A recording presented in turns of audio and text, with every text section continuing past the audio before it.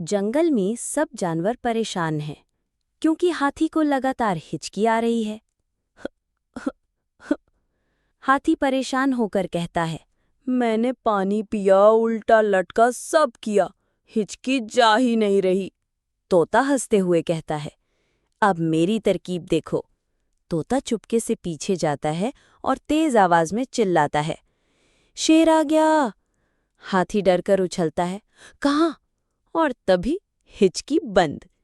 तोता मुस्कुराकर कहता है, डर से हिचकी भी डर गई।